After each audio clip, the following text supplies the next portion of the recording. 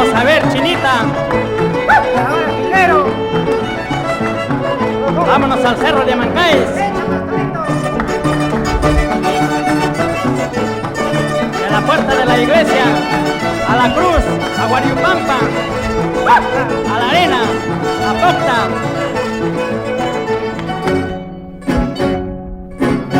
Cañón del Pato y el callejón de Huaylas son dos paisajes de singular belleza, con sus cataratas, con sus cordilleras, con su río Santa y con su gran represa.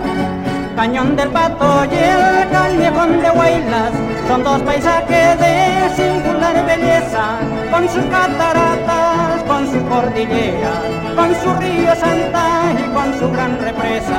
Ahorita. Cañón del Pato, tierra hermosa, de hombres valerosos y lindas mujeres. Buena, buena, Filero.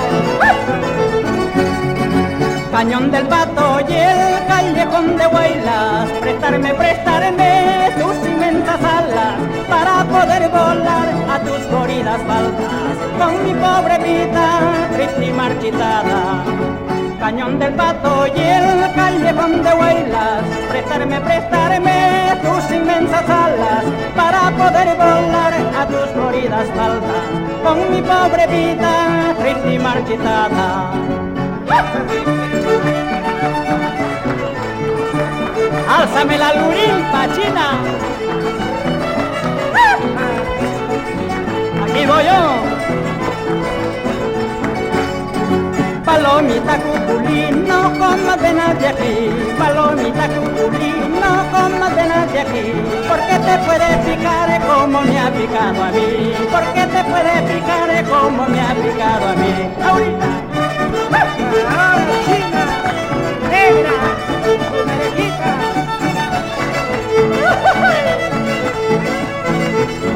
¡Así! ¡Álzame el taco! La cuyaya, Filero. Atrás de la cuyaya. Vamos a la limeña, el mirador, Vallasca, Huarán, Guari.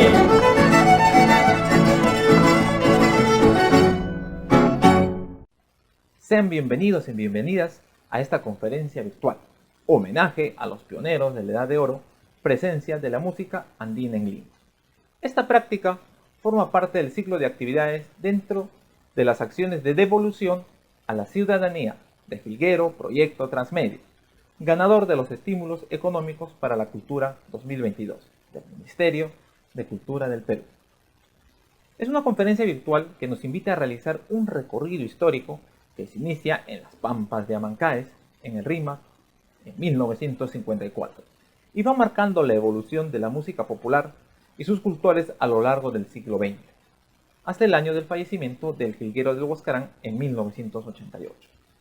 La conversación estará dedicada a enaltecer y recordar los nombres de personajes en el arte musical peruano, a través de intérpretes, músicos y compositores, a quienes la memoria colectiva guardó fidelidad, así como la gestión de promotores e impulsadores que formaron parte de esta generación, que llegó a la ciudad de Lima trayendo su arte y cambiando el rostro de una Lima colonial a un rostro de un verdadero país.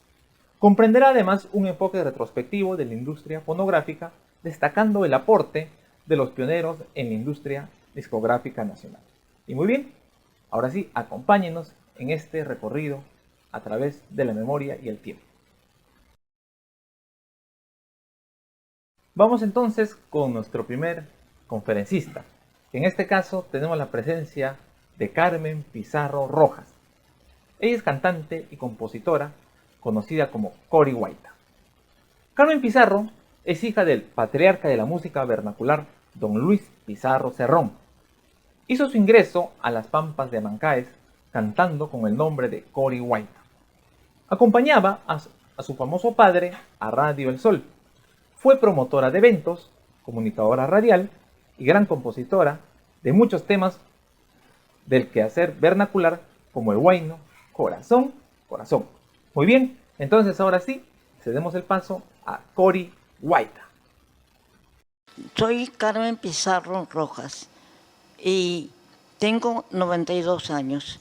Nací aquí en Lima, mis padres provincianos de Tarma y del Cerro de Pasco. He estudiado mi 5º año de media, además me gustó mucho el folclore, desde muy niña aprendí a tocar guitarra, a cantar. ¿Quién fue mi profesor?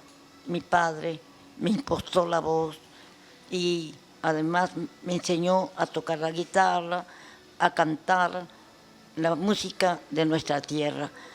Porque antiguamente, como yo digo antiguamente por los 92 años, pero esta nueva juventud debe conocer la música nuestra, debe conocer la trayectoria que muchos de nosotros hemos pasado. No ha sido fácil, ha sido difícil, porque en Lima no gustaba la música folclórica. Entonces, el de Huancayo decía que no era de Huancayo. El de Ayacucho decía que no era de Ayacucho.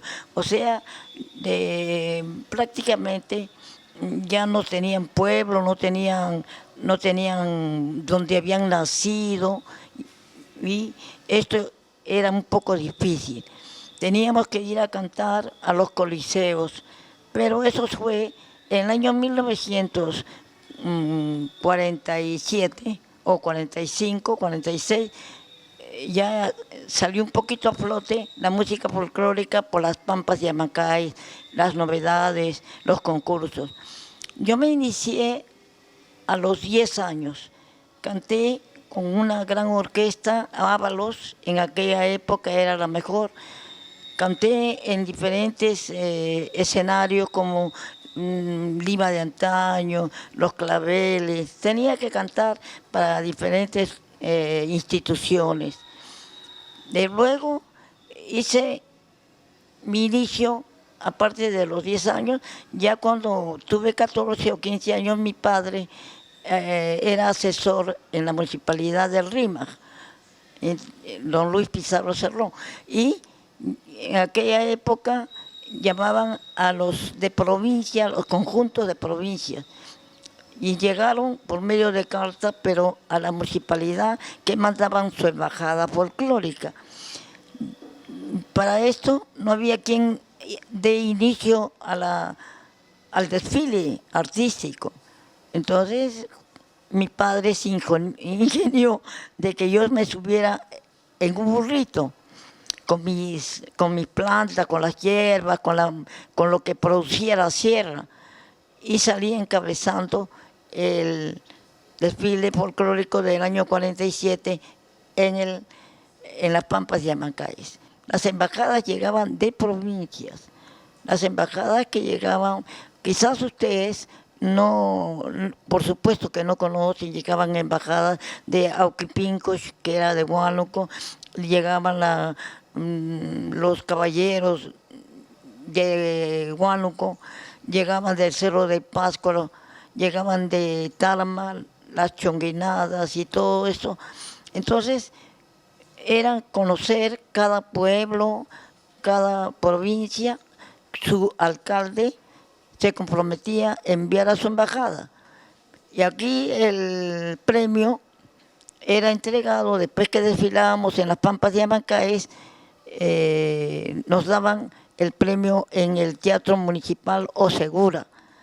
El primer premio era de 200 soles, eran para embajadas.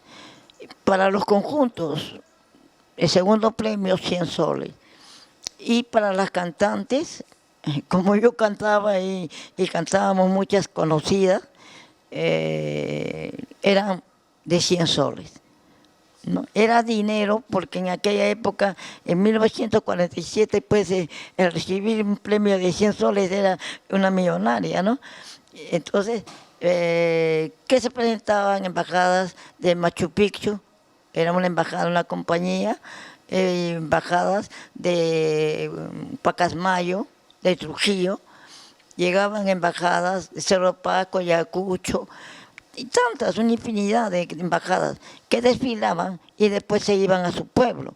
Y yo también cantaba en los coliseos, Trianon, Bolívar, Coliseo Lima, Coliseo Inca, Coliseo de Luna Park, eran puros coliseos que la gente iba del pueblo, pero ellos nunca decían que eran, pues, no, nadie podía decir yo soy serrano, ¿no?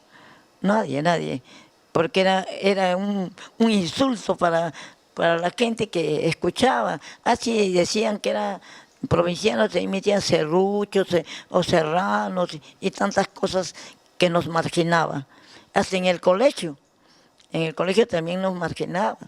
Entonces, todo fue muy rápidamente, que llegaban ya las embajadas, se formaron conjuntos, se embajaban acá en Perú, en Lima, ya llegaron y ya, mejor dicho, formaba cada uno su embajada para poder difundir cada uno lo que era, ¿no? Como es el señor Díaz, ¿no? Y que era el que cabezaba con una profesora de colegio. Luego llegaba la embajada de Pascualita Yupanqui, ya estaban acá las embajadas de Corizongo, Zungazongo, que eran bailarinas, Akia Suraray, el popular Moticha.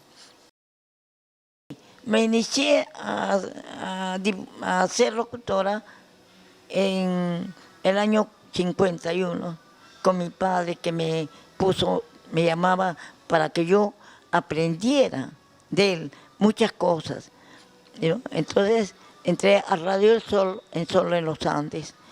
Después las radios, eran pocas emisoras que tenían programas folclóricos.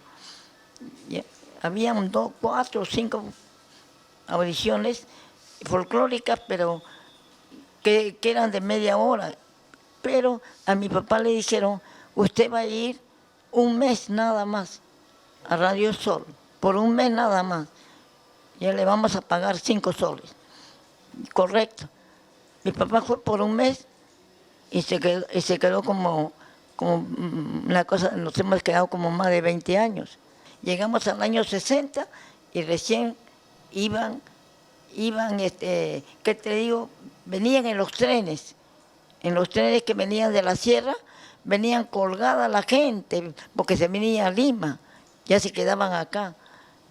En el año 60, 70, ya, con el señor presidente Velasco, pues dio puerta abierta a todos los pueblos del Perú, de Ayacucho, de Cerro Paco, de Talma, de Huancayo, de Trujillo, de Chepén, de Chiclayo y de tantos sitios, desde el Amazonas, Tingo María, Pucallpa, Madre de Dios, todos esos llegaban en camiones, y porque no había autos, no había ómnibus, no había. Así como hacíamos las fiestas en la Pampa de Amacay, llegaba la gente no en auto, porque si no, esos autos cuadrados antiguos, llegaban en camiones la gente para ver el espectáculo, gratis. El único que llegaba era el presidente de la República para dar el visto bueno nada más y se iba después. Nosotros nos presentábamos en los coliseos. Los coliseos nos daban por cantar 10 soles o 20 soles. Eran ya cuando eran figuras, ¿no? Pero hemos pasado los momentos más difíciles desde el año 1947 hasta el año 60 casi, ¿no? Después se respetaba mucho el vestuario, se respetaba. Entonces no se presentaban con eso, se presentaban con sus hojotas, venían embajadas, con conjuntos, venían calistradas. Y cantantes también llegaron a ser famosas, aquí Suray Zurita, en aquella época se presentó Suray Zurita. También vino la señora Imaxuma, que se despidió en el año 48, 49 me parece, se despidió en el Teatro 28 de Julio. Ella se despidió con Moisés para irse a Nueva York. El que se quedó fue su hermano, Alejandro, con su embajada, con su cantante, con todo. En el Teatro Municipal era más que entrega de premios. El municipal, el Segura, no era para presentarse los serranos como ilusión. El jilguero Huascarán era el único embajador de Huaraz que cantaba lo auténtico, lo bueno de Huaraz. En ese tiempo él tuvo un concurso, vino de Carguaz el profesor Armengol frente a Jilguero Huascarán. Eso se disputó en el Coliseo Lima y salió ganando el Jilguero Huascarán. Como también en segundo lugar quedó el señor Armengol. Después de música folclórica de Huaraz, muy pocos cantantes. Se nos ha ido la voz autorizada de Huaraz, el jilguero Huascarán.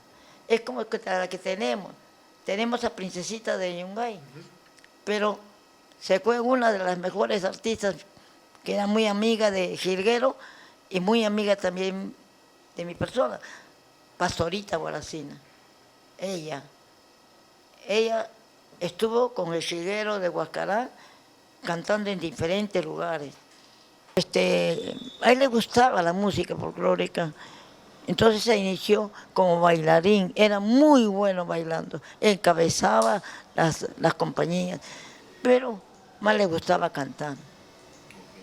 Llegó a cantar y llegó a triunfar.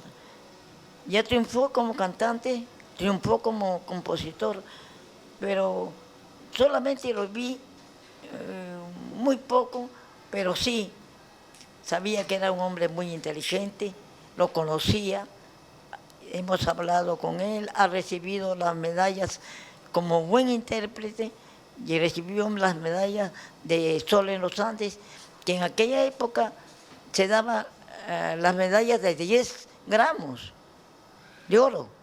De oro. Entonces, eso era mi papá en el Teatro Segura, pues tenía que pedir y pagar, porque si no pagaban ahí en el Teatro Segura ni municipal, no lo daban gratis. Entonces, después ya bajaron las medallas, ya eran de 7 gramos, 6 gramos, 5 gramos, hasta 3 gramos que llegó. Ya el último que di fue de 3 gramos. Pero él recibió premios muy buenos. Su inteligencia, era compositor también. Hay una foto que está Jilguero Huascarán dándose un abrazo con mi padre, recibiendo la medalla de oro, con justa razón, con justa razón. Como vuelvo a repetir, no habrá un cantante que lo reemplace, ni así pasen muchos años. Parece increíble, ni tampoco una Pastorita Guaracina. Yo me siento orgullosa de haber cantado, de haber tenido un padre tan bueno como fue Luis Pizarro Cerrón, y con una gran amiga que tengo, Marujita, y de poder decir que en mi pobreza que vivo feliz. Haber hecho muchas cosas, me ha gustado servir. Hemos sufrido, pero no sufrimos en vano. Como siguiente participante a esta conferencia virtual, tenemos a Julie Sánchez Fuentes. Ella es investigadora cultural, exdirectora de investigación de la Escuela Nacional Superior de Folclore, José María Arguedas. Es investigadora y documentalista en el patrimonio cultural e inmaterial. Ha integrado el Consejo Directivo de la Escuela Nacional Superior de Folclore. También es fundadora del Centro de Documentación y Archivo Audiovisual José María Arguedas y responsable ejecutiva del proyecto de preservación y digitalización de documentos sonoros y audiovisuales etnográficos, colección José María Arguedas. Sus publicaciones se encuentran argumentados en el área de la antropología visual y salvaguarda de contenidos sobre tema musical tradicional. Como especialista en comunicaciones, es directora y productora de contenidos para programas documentales y culturales en diversos medios. Muy bien, después de esta gran reseña, vamos a dar el paso entonces a Julie Sánchez Fuentes, quien también es hija del jilguero del Huascarán. Adelante, Julie. Buenas noches, mi nombre es Julia María Sánchez Fuentes, soy hija de Ernesto Sánchez Fajardo, el jilguero del Huascarán, y siempre es un placer poder compartir como familia el testimonio de la vida y obra musical, social y cultural de mi padre, uno de los folcloristas peruanos y héroes culturales más trascendentales del siglo XX, conocido como el jilguero del Huascarán. A fines de la década del 30 y comienzos de la década del 40 del siglo pasado, la expansión geográfica del país fue intensa y se abrieron las puertas para una gran movilización social. Así, Lima comenzó a sentir una de las primeras oleadas migratorias de la sierra provenientes del norte, del centro y sur del país. La población económicamente activa del campo migró en gran número a la gran ciudad en busca de sueños y afanes de tener éxito, ¿no? Sin imaginarse de que esas mejoras muchas veces quedarían en ilusiones al encontrarse con una realidad muy diferente, una realidad dura, hostil, que más bien convertirían reiteradamente a estas personas migrantes en víctimas de atropellos y exclusiones. Para mi padre la situación no fue diferente. Llegó a Lima como polizonte en un camión de carga. Su entrada a la ciudad de Lima fue probablemente la culminación de una fascinante aventura que él realizó por diversos pueblos del país. A la vez significaba ingresar a un mundo muy indiferente, ¿no? Con estereotipos, con prejuicios y una ciudad discriminatoria, ¿no? Una realidad donde la pobreza más bien empujaba a muchos hijos de campesinos a ser indigentes, ¿no? Mi padre llega a los 11 años. 4 años antes se había escapado él de su casa. Su casa quedaba en Bambas, que es un distrito de la provincia de Corongo, al norte de Ancash. Y la aventura de llegar a Lima lo llevó por infinidad de caminos, ¿no? Emprendió el viaje atravesando mucho campo, muchas chacras. Transitó por diversos caseríos, por ciudades, por haciendas. Él ha estado en Trujillo, en Chimbote, ha estado en las haciendas azucareras de San Jacinto, en la provincia del Santa, en Paramonga, en Barranca, y siempre nos solía contar cómo las circunstancias y la necesidad lo llevarían a ir tras diversos trabajos, desde algodonero en Vinzos, a peón de haciendas, estuvo de aguador en un pueblo, y nos contaba también cómo incluso viajó a Ceja de Selva para poder embarcarse junto a un grupo de personas en el trabajo del caucho en la selva, ¿no? Se desempeñó también como chiringuero, como cauchero, como mitallero. A su paso sufrió también el abuso de los patrones y vio de cerca el maltrato, ¿no? a los pobladores, a los indígenas, a los campesinos. Y aquí en Lima, para ganarse el pan, se dedicó a diversos trabajos también. Todavía era casi un niño y estuvo trabajando, guiando a los ciegos de puerta en puerta, fue canillita. Otras veces estuvo trabajando con los comerciantes mayoristas de fruta.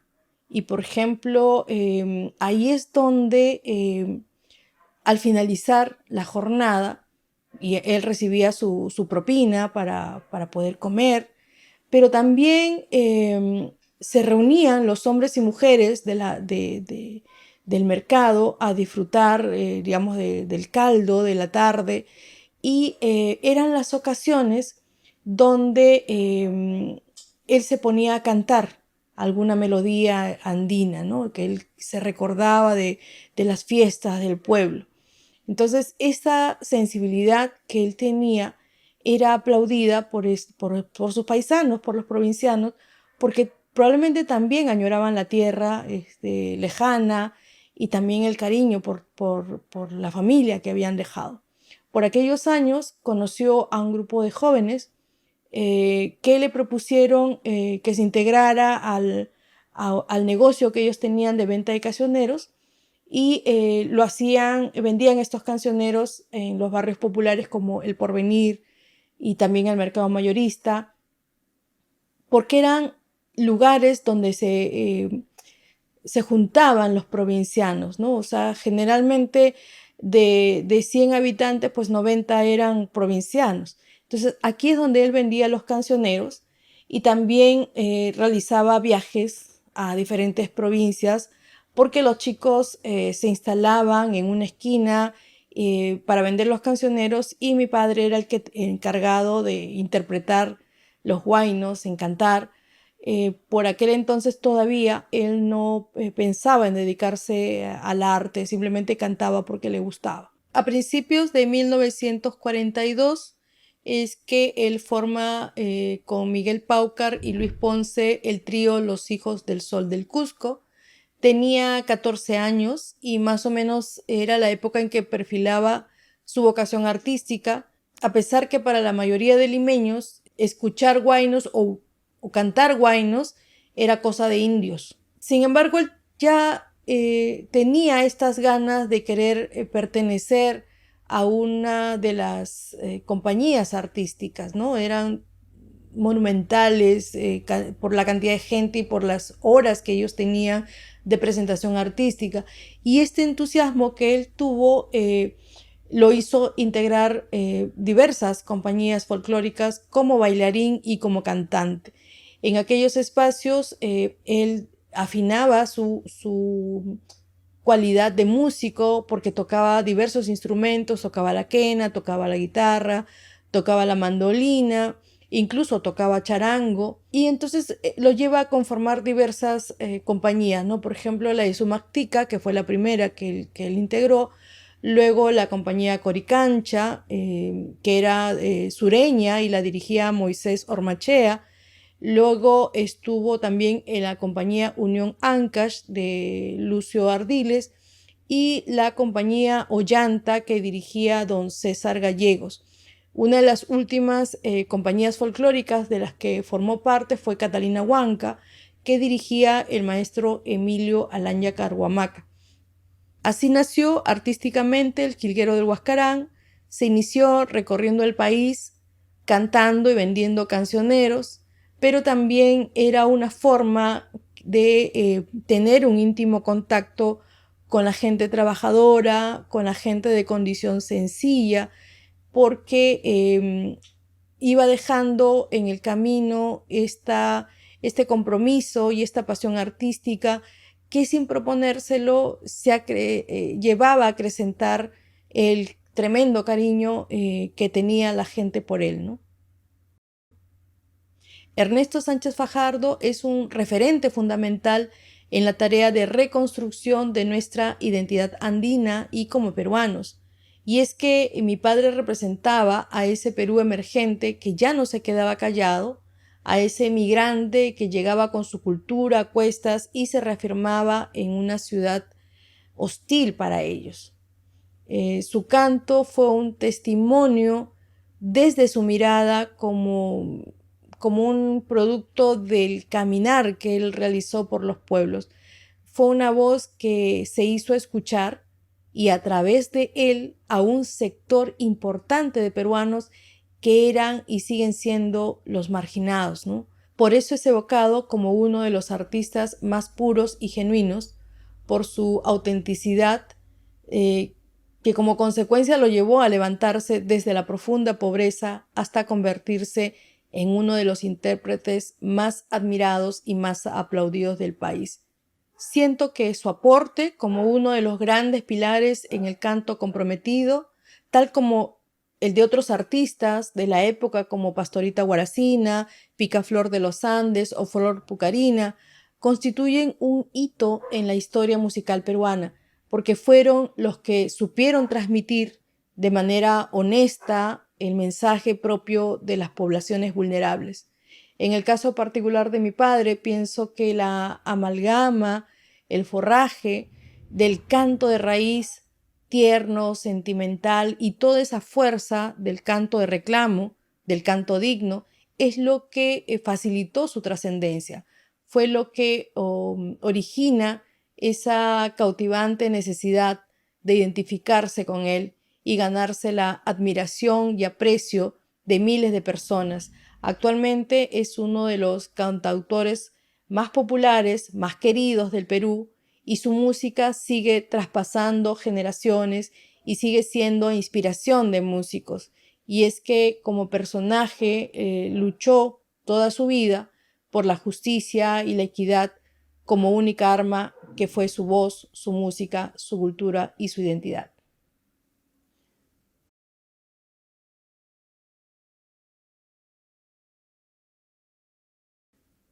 Jilguero Proyecto Transmedia es una propuesta para conocer más de un cantante súper emblemático del Perú. La razón del uso de la narrativa transmedia es porque pienso que tiene usos educativos que nos va a permitir generar entornos de aprendizaje usando la diversidad de medios y plataformas en un proceso que va de la mano de una necesaria interacción también con el público. ¿En qué consiste la narrativa transmedia? Es un tipo de relato en donde se desarrolla una historia a través de múltiples plataformas y medios, usando diferentes lenguajes y entornos narrativos para cada uno. La posibilidad del uso de múltiples soportes es para abrir la participación de las audiencias en la construcción de una nueva información. Nos permite mostrar diversos puntos de vista y va inspirando la acción del usuario porque es él el quien decide el recorrido que efectúa y hasta dónde quiere llegar. En el caso de Jilguero Proyecto Transmedia, usamos una página web, una serie de podcasts, un material pedagógico dedicado al público infantil y un museo virtual que se centra en 4 salas temáticas dedicadas a contar el paso de Ernesto Sánchez Fajardo, el jilguero del Huascarán, por los coliseos, por la industria fonográfica, sus logros como activista social y los reconocimientos recibidos, que nos habla también del entorno sociocultural del momento. Este proyecto, que se encuentra en una primera fase, porque lo importante era primero realizarlo, llevarlo a cabo, mostrarlo, no hubiera sido posible sin el apoyo de los estímulos económicos brindados por el Ministerio de Cultura del Perú y el cual tuvimos el privilegio de ganar en el año 2022. Por último, agradecer al equipo de Jilguero Proyecto Transmedia por su generosa complicidad y la labor extraordinaria para hacer realidad este proyecto, que invitamos puedan visitar en la dirección electrónica eljilguerodelhuascarán.com. Este es un homenaje a mi padre Ernesto Sánchez Fajardo, el jilguero del Huascarán, que sustenta el valor cultural de su obra, así como su contribución a la vigencia y transmisión de la música tradicional popular. Muchas gracias. Bien, el siguiente conferencista es una gran personalidad y en este caso he tenido la oportunidad de conocerlo también de manera personal. Me estoy refiriendo a José Antonio Salazar Mejía, quien también, como mi caso, es guaracino y ancashino de corazón. Él es profesor y magíster en educación, graduado de la Universidad Mayor de San Marcos. Los textos más recientes que ha publicado son Identidad, Tradición Histórica Oral y 7 ensayos ancashinos. Fue regidor provincial de turismo en Huaraz y se ha desempeñado como director regional del Instituto Nacional de Cultura Ancash. Instauró el Día de la Música Ancashina. En la actualidad se desempeña como docente universitario en la Facultad de Educación de la UNASAM y como catedrático en la Escuela de Posgrado de la Universidad de San Marcos. Muy bien, entonces ahora sí vamos a ceder la siguiente presentación a José Antonio Salazar Mejía. Adelante. El Perú es un país fracturado. Fruto de esa fractura es realmente el fenómeno de la migración, un fenómeno que surge en nuestro país en el siglo XX. En los años 40 es que se empieza a llenar Lima de migrantes provincianos. Y es así que tenemos nosotros, en el caso de Ancash, que En el año 1942 se crea la carretera que une Pativilca con Huaraz y por ahí baja un flujo innumerable de campesinos indígenas que van a residir a los pueblos de la costa. Hay una fijación grande por la costa entre los indígenas de nuestro departamento, pensando de que ahí está el progreso económico.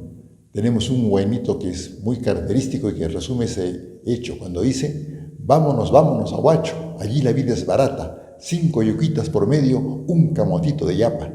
Entonces, al influjo de ese pensamiento es que mucha gente viaja a la costa, especialmente a Lima, que se llena de migrantes de todos los pueblos del Perú, y especialmente de Ancash.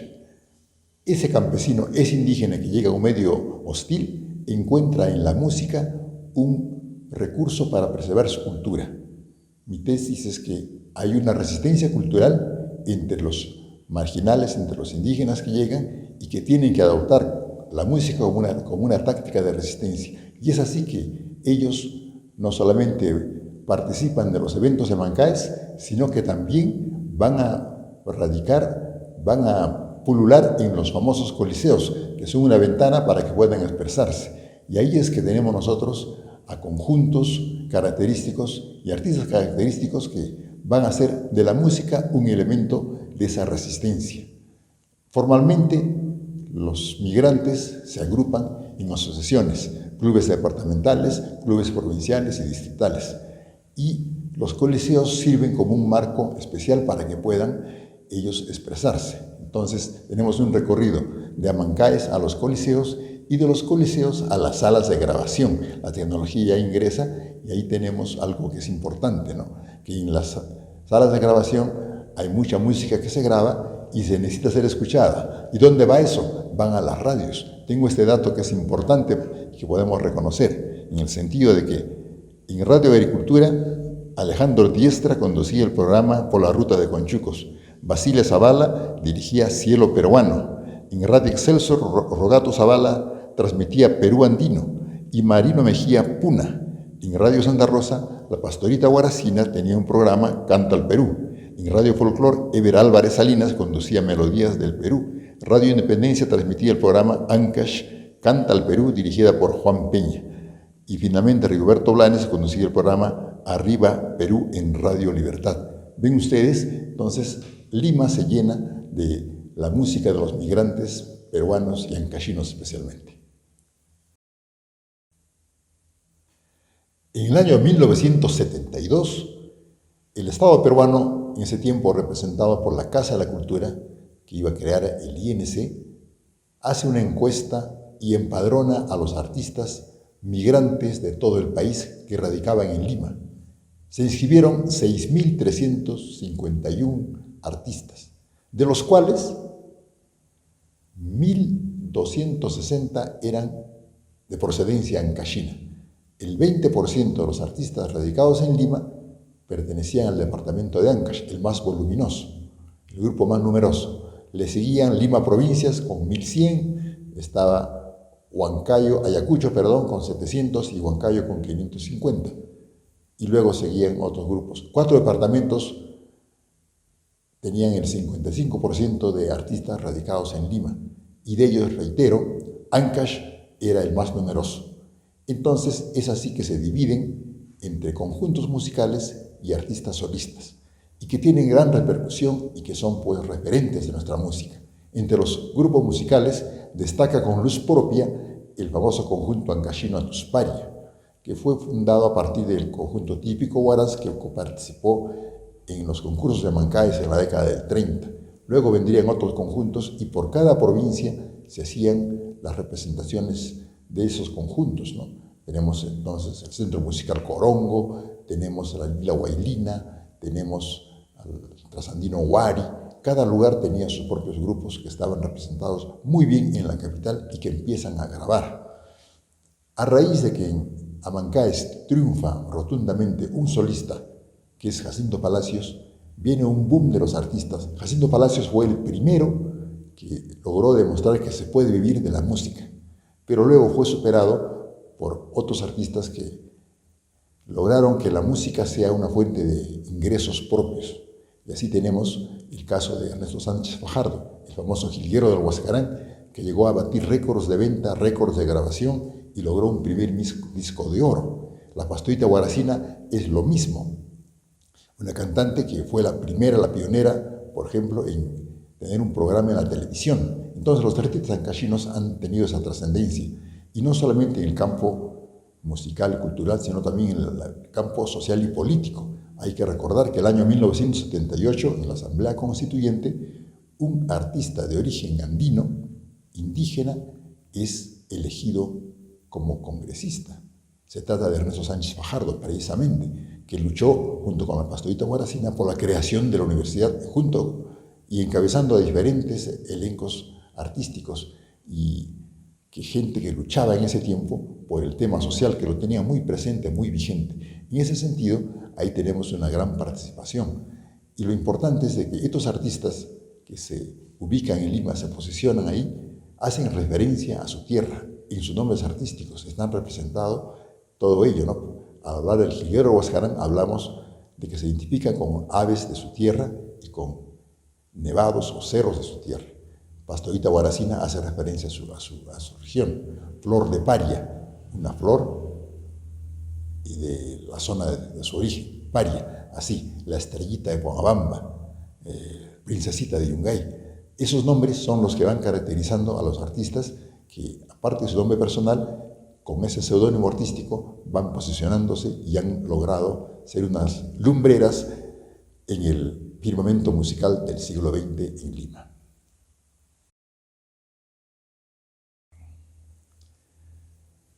A raíz de la pandemia, considero que ha sido un acierto del Ministerio de Cultura crear este estímulo económico a las artes.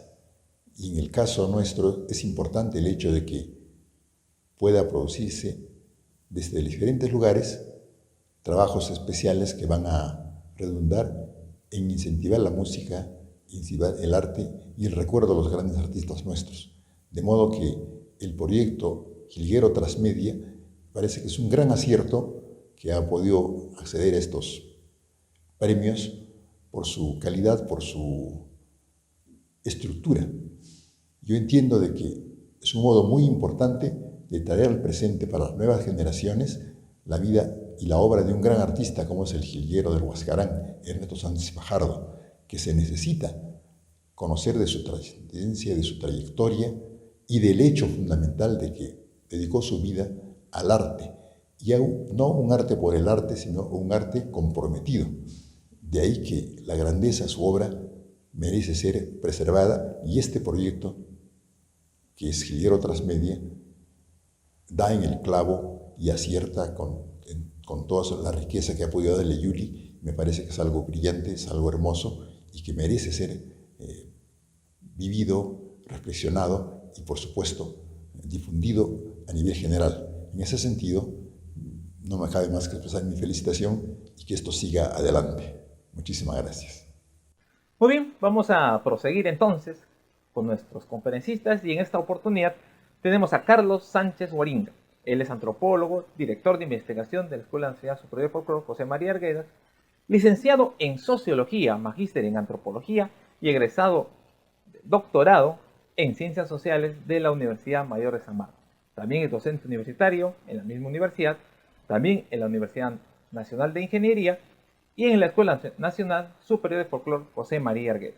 Ha sido director del Centro Universitario de Folclore, del Centro Cultural de la Universidad Mayor de San Marcos, exdirector del Centro Cultural de la misma universidad y expresidente del Congreso Nacional e Internacional del Folclore, director de investigación de la Escuela Nacional Superior de Folclore José María Arguedas. También es investigador y autor de libros y revistas relacionadas a temas de sociedad, cultura y folclore. Como nos damos cuenta, tiene un excelente bagaje cultural y conocedor de estos temas. Entonces, vamos a dar paso a nuestro siguiente participante, Carlos Sánchez Guaringa. Adelante. Qué duda cabe que hablar de las migraciones en el Perú, pues es hablar de la nueva historia, ¿no? De la reconfiguración bastante estructural de nuestra patria. Este proceso que es, yo lo vería o enfatizaría en estos pocos minutos, el elemento de reivindicación, ¿no? Este es un proceso histórico realmente nunca antes visto, que no está protagonizado, no está empujado desde las esferas oficiales, es decir, el Estado no participa para nada, además es probable que al Estado no le hubiera interesado las migraciones o hubiera estado en contra de ellas. Tampoco hay organizaciones de base, no hay, no sé, sindicatos, organizaciones campesinas, provincianas empujando las migraciones. Es una reacción instintiva, ¿no? De sobrevivencia tal vez, de búsqueda del progreso. Es el cambio del mito de lo que hablaba Carlos Iván de Gregori, el cambio del mito del Incarri por el mito del progreso. Es decir, la gente andina se cansó de esperar que el Incarri se reconstituyera y con ello su orden esperado, anhelado, ¿no? De tanta marginación, de tanta pobreza y exclusión de la que sufrían, y vieron que la alternativa estaba en sus manos, estaba en ellos, ¿no? Y sacrificaron mucho para movilizarse y regresar a Lima. Y como diría pues nuestro gran indigenista Luis Valcárcel, la tempestad en los Andes empezó. Esta tempestad se trataba para él una reconquista andina de los grandes espacios de poder que antes tenían, fundamentalmente Lima. Eso es la migración. Las migraciones es un proceso de reivindicación, de recuperación o de ingreso a condiciones que el Estado, que desde las instancias e instituciones formales no se les había ofrecido a estas poblaciones, ¿no? Es decir, ellos van a tomar las acciones por sí mismos y no se trata solo de llegar y poblar Lima, de conquistar espacios geográficamente, barrios, distritos, no, sino, o también en todo caso fundamentalmente es el empoderamiento cultural, ¿no? Social y cultural, el buscar la ciudadanía, el buscar una mejor condición humana por ellos mismos, ¿no? Este mito del progreso se convierte entonces en una realidad para ellos y es lograda, yo creo que sí, con bastantes precariedades, con bastantes dificultades, pero yo creo que sí se va a lograr finalmente o se está logrando, diríamos, no es un proceso acabado. Bien es desordenado, es desorganizado, el crecimiento de Lima fue estudiado por diferentes investigadores como Matos Mar, los primeros antropólogos, y ya hablaron bastante de esto, ¿no? Le llamaron el desborde popular, por ejemplo. Sí, pues sí, no íbamos a esperar que este proceso de nueva expansión provinciana en Lima fuera ordenada, ¿no? O fuera legitimada. Eso se ha logrado y ha costado mucho. Las invasiones, que es un proceso de conquista de lugares, de apropiación de lugares que no son de ellos, pues ya dice mucho, ¿no? Ahora, con ellos llega pues no solamente anhelos de progreso material, fundamentalmente pensado en la educación de sus nuevas generaciones, eso es fundamental. San Marcos, por ejemplo, va a ser tomada por los provincianos en los años 70 y se va a volver en una universidad democratizada, realmente una universidad del pueblo, que más o menos lo que aún todavía tiene ese sello. No solamente es la conquista, decía, del espacio, de distritos populosos, ¿no? Como Villa Amarilla, Villa Salvador, en fin, se van a formar, sino también es el empoderamiento vía sus tradiciones, su cultura, ¿no?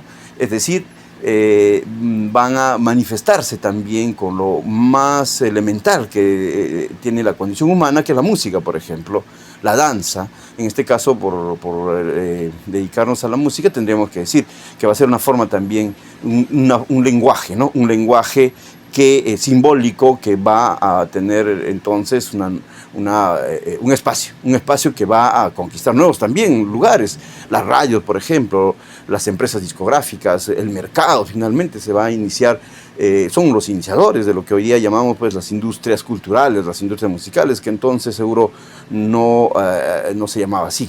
Pero yo creo que ese sería en última instancia el producto final, de uno de los productos finales de la llegada de las poblaciones andinas en Lima, ¿no? Esta instauración de un nuevo estilo, de un nuevo código, un elemento cultural, por ejemplo, en la música, que va a ser pues la música andina en Lima, que no es una música autóctona, no es una música incaica, no es una música tampoco occidental, no es una música es una nueva apuesta. Eso es lo que van a hacer los principales protagonistas, como el Picaflor de los Andes, como el Jilguero Huascarán o la Pastorita Guaracina, por mencionar a los principales, ¿no?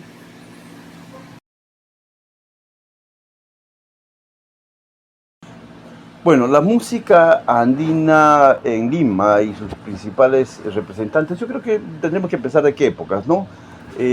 Voy a hablar de los mediados del siglo XX, pero tengamos en cuenta que la música andina en Lima no llega con los migrantes necesariamente. Sí hay una nueva apuesta, un nuevo formato, ¿no? Un nuevo estadio, diríamos así, de la música, pero hay que recordar que, por ejemplo, los festivales de Amancaes ya están desde el siglo pasado. Esto lo han trabajado Lucho Salazar, Fred Ronner, entre otros, Yara Borrás, que la música andina no empieza con las migraciones, ¿no? Ya había bastante de lo andino en la misma música, digamos, populares de la misma ciudad, de Lima, en los conjuntos criollos, por ejemplo, ¿no? Los yarabís eran parte de ello, ya los festivales, las fiestas, los pasacalles estaban presentes y lo andino, digamos, siempre estaba. Pero después de estas grandes migraciones, porque la migración es fundamental, una primera migración del siglo XX, inicio del siglo XX, los años 20, una migración más o menos ordenada de ciertas élites provincianas. En cambio, las migraciones de mediados del siglo XX, de los años 50, es lo que va a significar el cambio, la transformación, ¿no?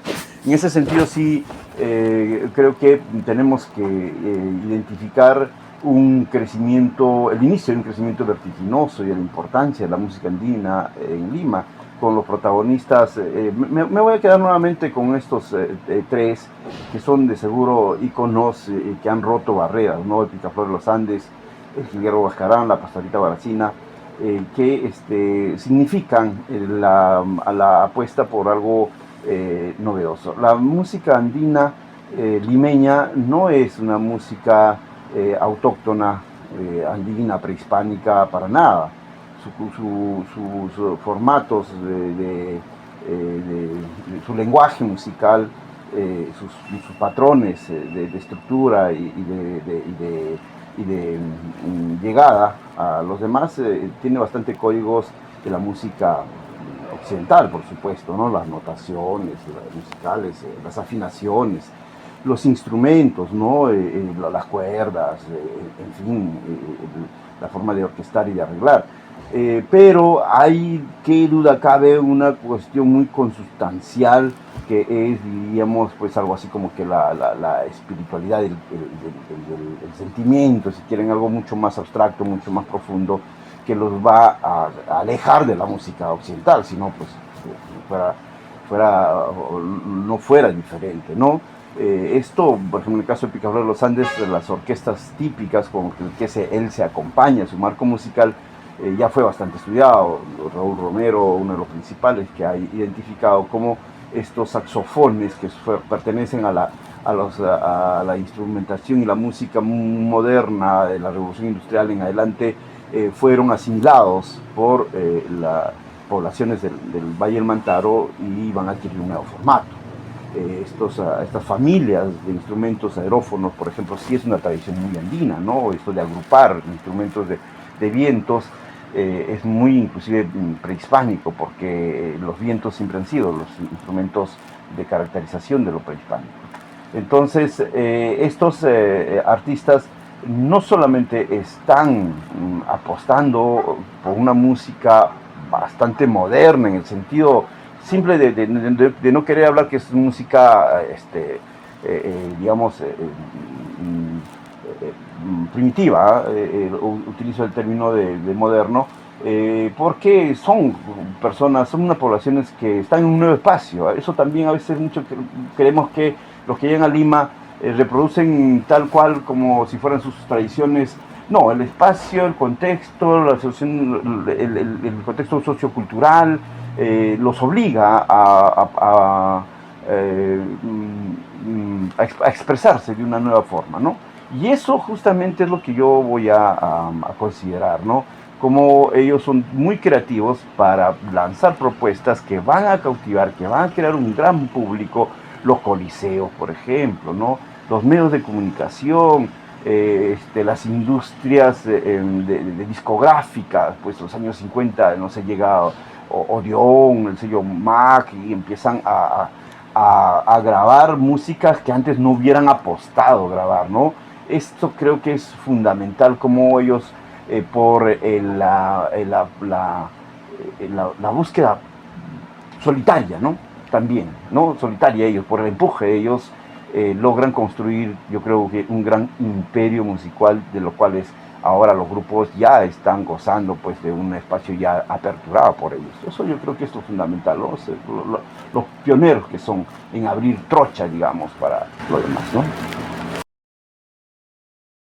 Ok, sí, vi el lanzamiento de este proyecto, me parece muy, muy novedoso para el Perú, ¿no? Ya hay experiencias en otros lados, pero me parece muy creativo, me parece muy importante, forma de las cosas nuevas que se usa con la tecnología, el uso de la tecnología para seguir llegando, ¿no? A más lugares, a más público, a público joven.